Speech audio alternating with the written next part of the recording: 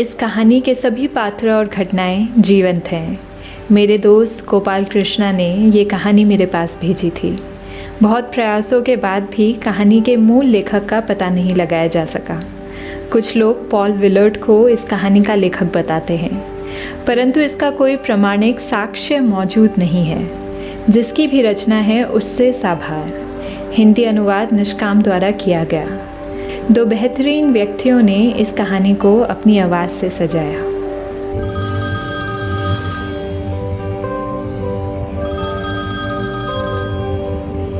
मेरे घर में फ़ोन कनेक्शन नया नया लगा था। हेलो। हाँ मिंटू भैया। हाँ मैं अच्छी हूँ, आप कैसे हो? हाँ मैं अभी आंटी को बुला कर लाती हूँ, आप होल्ड करो। हाँ ये वो समय था जब हमारे घर का फ़ोन आसपास के 10-12 घरों के लिए दूरसंचार विभाग का काम करता था। आंटी, मिंटू भैया का फोन आया है। हाँ जल्दी आओ, होल्ड में। कॉलोनी के हर घर पर दस्तक देकर उनको फ़ोन अटेंड करने का न्योता देना मेरी जिम्मेदारी थी। फ़ोन कभी भी आ जाता था, इसलिए मेरी ड्यूटी 24 घंटे की थी। हेलो भैया। हाँ आंटी आ रही हैं।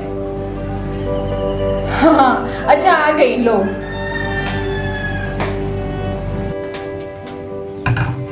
आप सोच रहे होंगे कि मैं फ़ोन को ज़्यादा पसंद नहीं करती होंगी।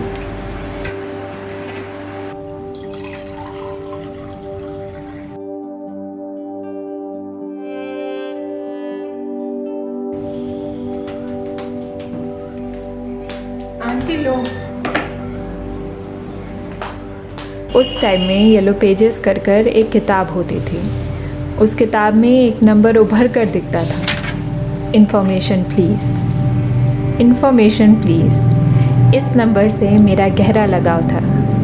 ये कहानी उसी प्रेम की है। एक दिन मैंने बहुत शौक से एक साधारण सी पेंटिंग बनाई। मुझे लगा कि पिकासो की इस रचना का लुत्फ़ सबको उठाना चाहिए, इसलिए ड्राइंग रूम में उसे टांगने चली गई। दीवार और कील में जद्दोजहद थी ही कि पता नहीं कहाँ से उंगली बीच में आ गई। जितनी ज़ोर से हथौड़ा मारा उतनी ही ज़ोर से उंगली पे लगा और उतनी ही ज़ोर से चीख भी निकली।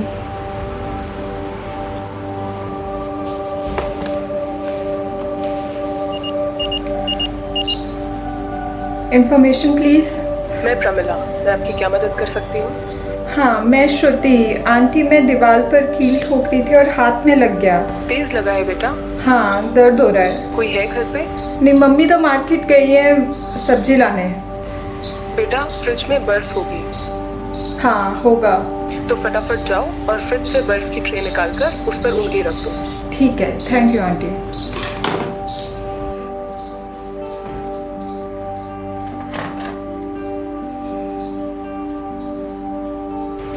थोड़ी ठंडक बर्फ़ से मिली और थोड़ी उस आवाज़ से।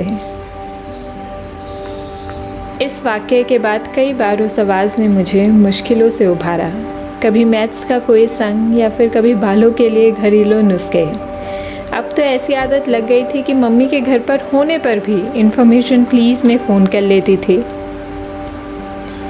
एक दिन काफ़ी भारी गुजरा। मेरा पेट मिट्ठू नहीं रहा था।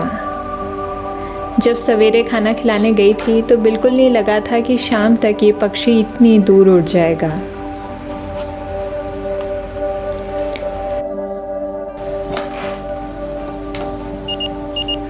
Information please. मैं प्रमिला, मैं आपकी क्या मदद कर सकती हूँ? मिट्ठू नहीं रहा। बेटा दुखी मत हो। सुबह ही दाना डाला था, बिल्कुल सही था।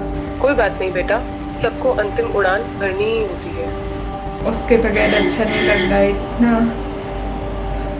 प्यार करता था, इतना प्यारा गाना गाता था। श्रुति बेटा हमेशा याद रखना, गीत गाने को जहाँ और भी है। मुझे सुकून मिला।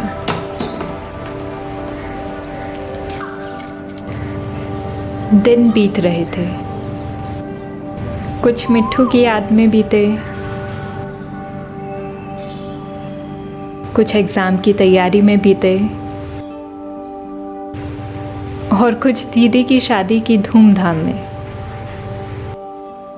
एक दिन बाउंड्री वॉल पे हूबहू मिट्ठू सा दिखने वाला पक्षी दिखाई दिया।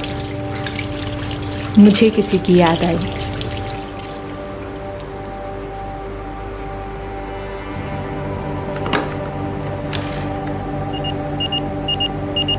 Information please.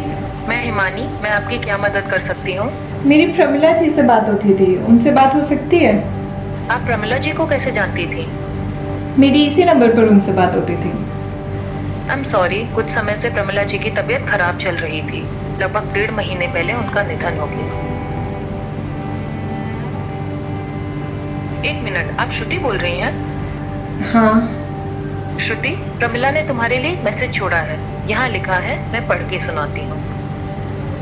श्रुति से बोलना, बेटा, गीत गाने को जहाँ और भी है,